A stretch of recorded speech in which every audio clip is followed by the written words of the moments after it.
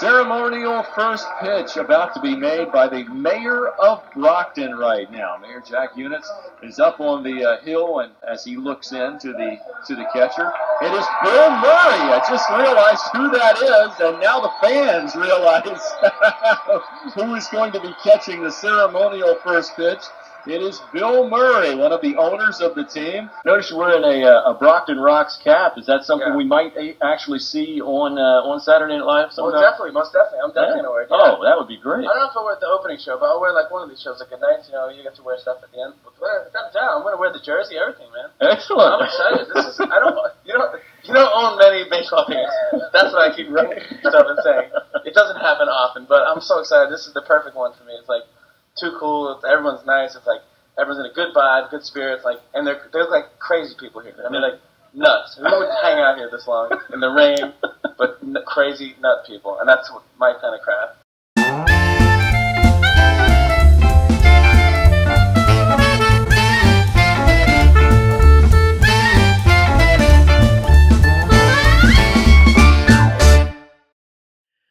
So how did I wind up with the crazy nut people, as Jimmy Fallon put it, in Brockton, Massachusetts in 2002, working for an ownership group that included Fallon and Bill Murray and Lorne Michaels in a brand new state-of-the-art ballpark that would be jam-packed with excited fans nearly every home game?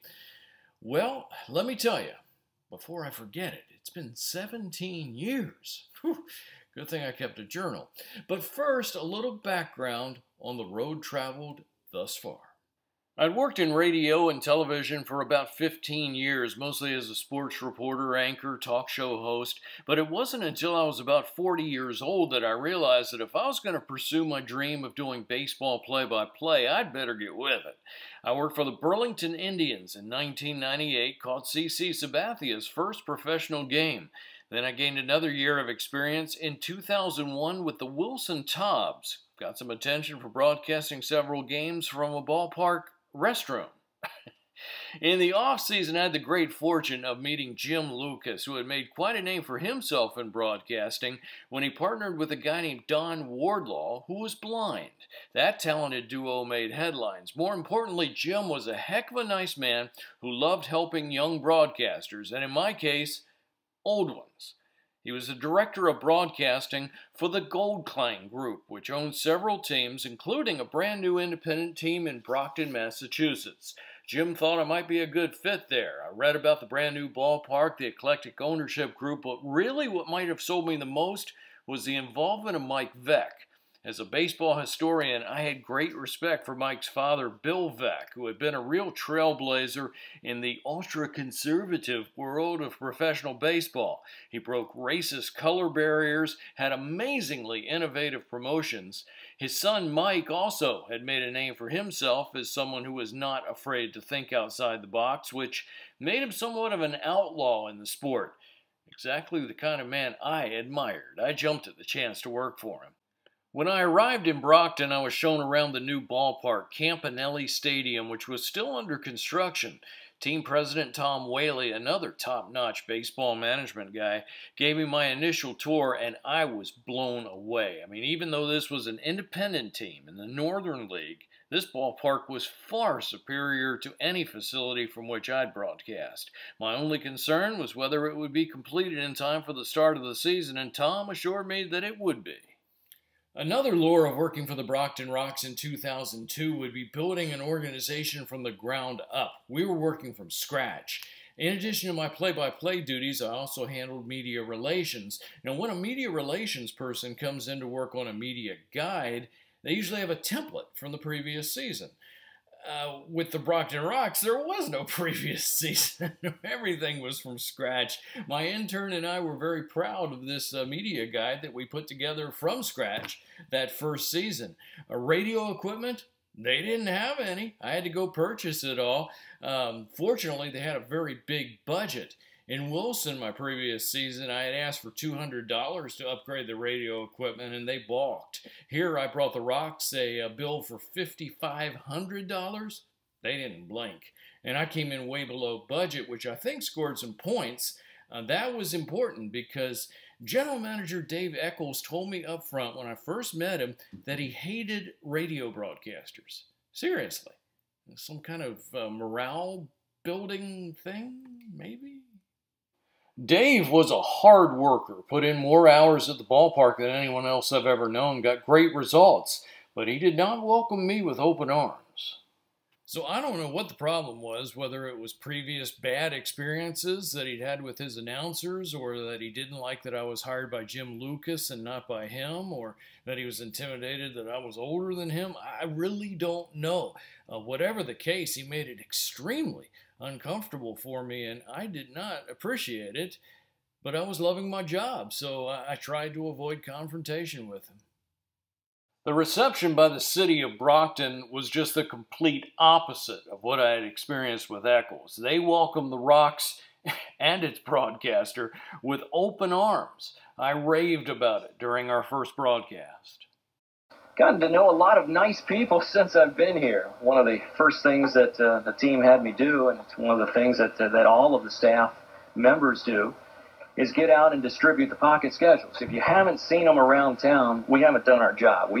I think we hit just about every single business at least once, and put those box schedules, the pocket schedules out. And of course, the business owners were kind enough to display them for us so everybody could get a hold of one and know exactly when the Rox are going to be playing. But went around and distributed these things, and I was really surprised. I mean, the season was still a ways away, and yet everybody that I talked to, a good 90+% knew what was going on. They were all excited, wanted to talk about the Rox, and it took me a long time to go from business to business because everybody was just so excited, welcoming me in there and saying, how's the team look? Tell me about the stadium, and just a lot of interest around the community. And just the fact that you can get a busload of people driving 6.5 hours to come out and see a ball game and then turn around and drive back on the same night just gives you an idea of the kind of excitement there is concerning the Brockton Rox. With Campanelli Stadium still under construction, the team trained at nearby Stonehill College. The man hired to lead this first-year team was veteran manager Ed Nottle, who had pitched 18 seasons in the minor leagues. Despite some very respectable numbers, he never received a call to the big leagues. He became a manager, a very good one, piloting AAA teams in the Oakland and Boston organizations and coming ever so close to getting the call to the majors with the Red Sox. For the last 10 seasons, he'd managed in the independent Northern League, whose commissioner Miles Wolfe told me he thought Ed was a perfect choice to manage the Rox. You talk about loving the game. There's a man that just will die with a uniform on. He just so loves being on the field, being involved in community, because I think here he's gone around and he will do anything, shake anybody's hands, give any speech, because he's always been in the minors. But the Ed Nottle story, I think he was an orphan, and so baseball gave him an identity, and so I love that Ed is here, because this is probably the best situation he's ever been in. So he's just ecstatic. Yeah, I think this team needed not only a guy who could manage on the field, but also someone who is good in the community. And this guy's never met a microphone he didn't like. I mean, he's just so much fun, and he loves the game of baseball. Yesterday we were standing out waiting for the game to begin, and somebody walked past Ed and said, "Hey, nice day for baseball, huh?" And he goes, "Every day is a great day for baseball. It's never a great day for roofing houses, but it's always a great day for baseball." Ed Nottle fell in love with Brockton, and its residents fell in love with Ed.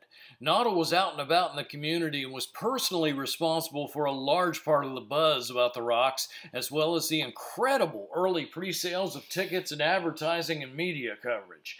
The Brockton Enterprise had outstanding coverage of the Rox, which was also vital to the team's early success. Nottle was known as Singing Ed because he'd often grab a mic and entertain the crowds at his favorite watering holes, and the man could sing. He'd even recorded his own album. It was no secret that Ed loved his beer. Some called him a heavy drinker, some suggested worse. Personally, I didn't see any signs during the preseason that the drinking affected Ed's work on the field. He pitched more batting practice than many men half his age could handle. On the field at Stonehill College, he and pitching coach Rich Sever, a former Major League pitcher, raced to put together a winning team, something Ed had guaranteed Brockton he would deliver, a huge promise for a first-year team, a promise that would become even tougher when the Rox marquee player left the team before the season even began. Be sure to click the subscribe button to follow my wild and wacky journey with the Brockton Rox, because more episodes are on the way. Thanks for watching.